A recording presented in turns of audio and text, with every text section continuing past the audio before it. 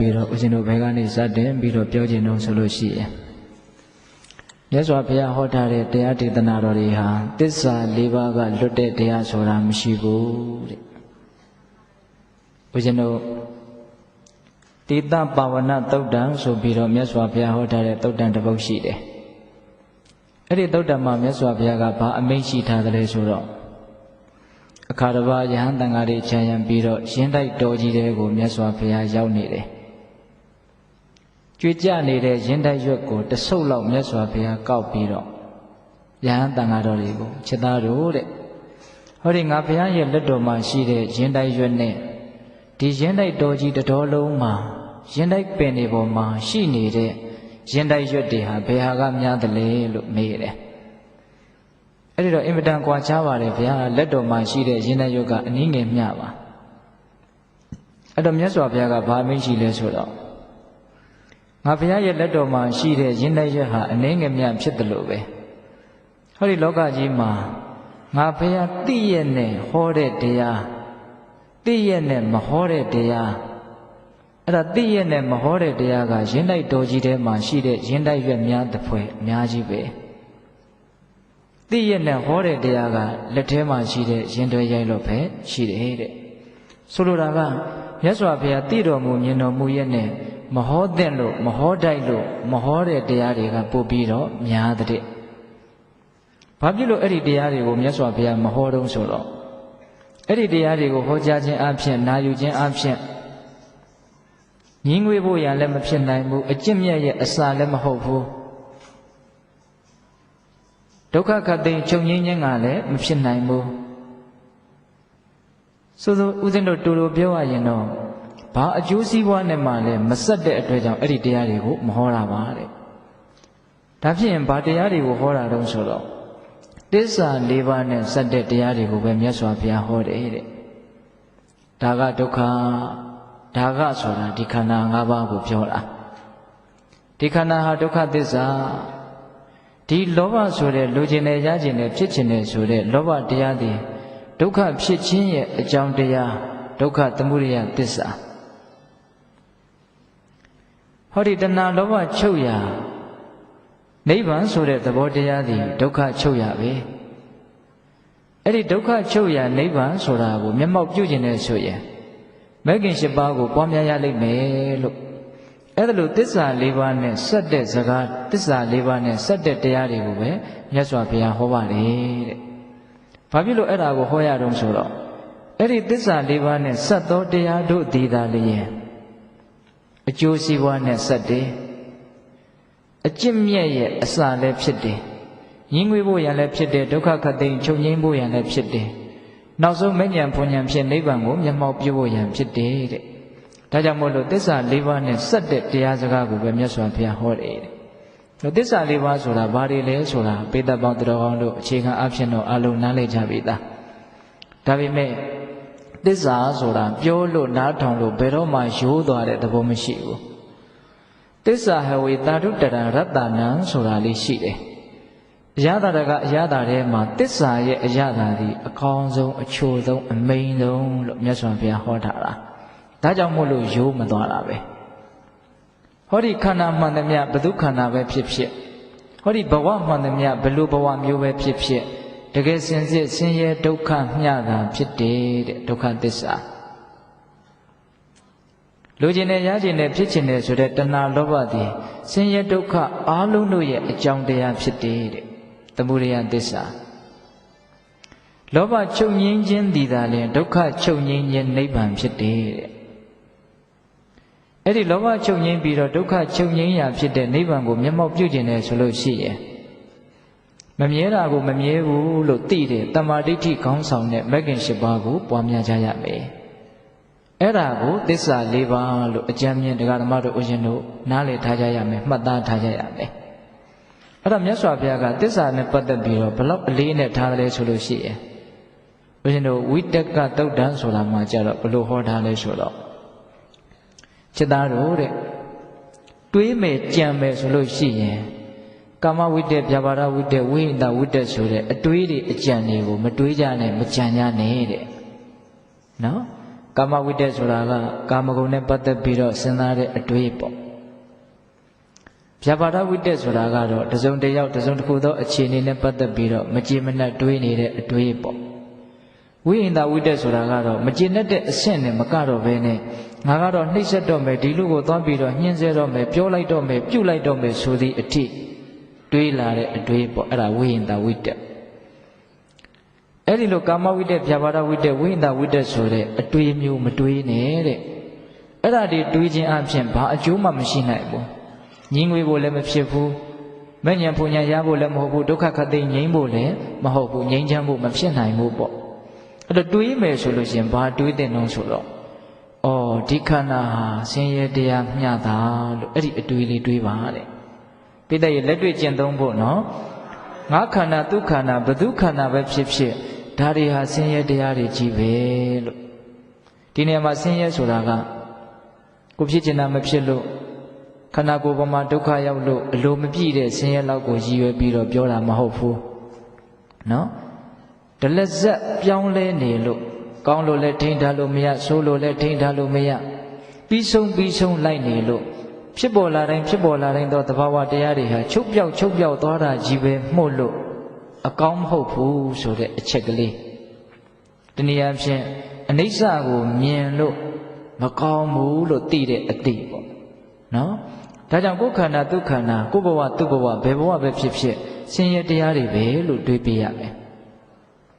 လိုချင်တယ်ရချင်တယ်ဖြစ်ချင်တယ်ဆိုတဲ့လောဘတရားတွေဒုက္ခတွေကိုဖြစ်စေလိမ့်မယ်လို့ဒီအတွေးကိုတွေးရမယ်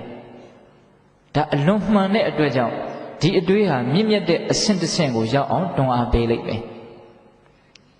ဘဝမှာလောဘချုပ်သွားမှသာလျှင်ဒုက္ခတကယ်ချုပ်တဲ့နိဗ္ဗာန်ဆိုတာကိုမျက်မှောက်ပြုနိုင်လိမ့်မယ်လို့ဒီအတွေးတွေးရမယ်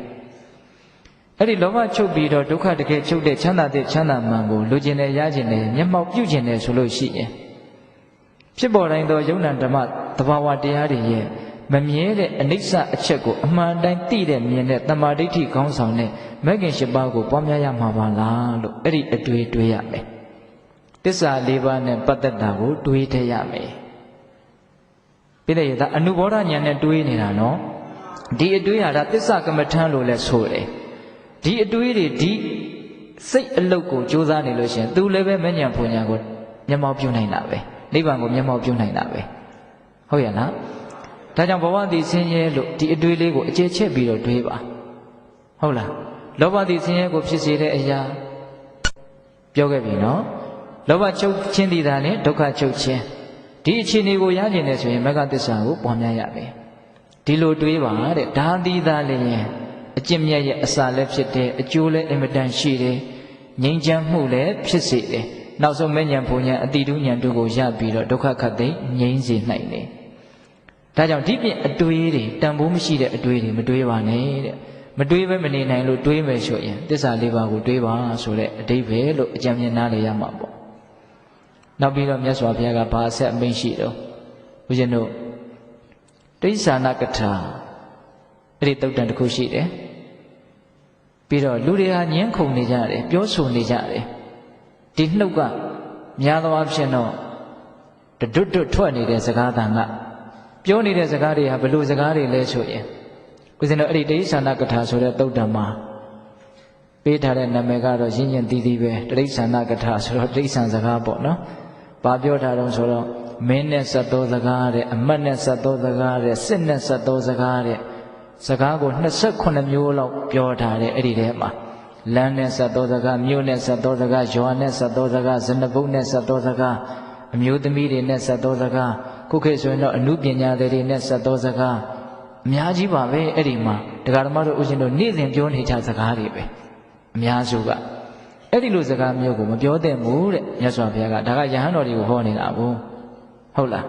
နောက်ပြီးတော့လူတွေပြောနေတာတွေထဲမှာတခါစိတ်သဘောထားချင်းတွေမတိုက်ဆိုင်တော့အမြင်တွေကမတူကြတော့ဒီနှုတ်ကိုပဲအသုံးချပြီးတော့ဘာလုပ်နေကြတော့ညင်းခုန်နေကြတယ်ညင်းခုန်ပုံညင်းခုန်ဒီလေးတောင်အဲ့ဒီထဲမှာပြောတဲ့စကားလေးတွေတောင်တော်တော်စိတ်ဝင်စားစရာကောင်းတယ်တယောက်နဲ့တယောက်အယူဝါဒရေးအားရယဟန်တွေဆိုလို့ရှိရင်